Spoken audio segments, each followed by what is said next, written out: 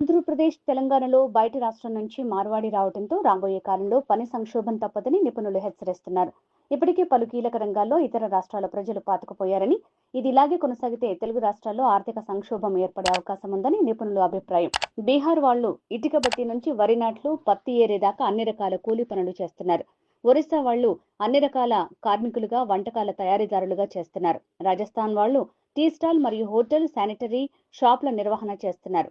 రెండు తెలుగు రాష్ట్రాల్లో షాపులు వీళ్లవే. ఉత్తరప్రదేశ్ వాళ్లు టైల్స్ వేసే పని నుంచి పెయింటింగ్, అన్ని రకాల ఇంటి లోపలి అలంకరణలు చేస్తున్నారు. కేరళ వాళ్లు ఇంగ్లీష్ బోధించే టీచర్లుగా పనిచేస్తున్నారు. కర్ణాటక వాళ్లు భవన నిర్మాణ కూలీలుగా పనిచేస్తున్నారు.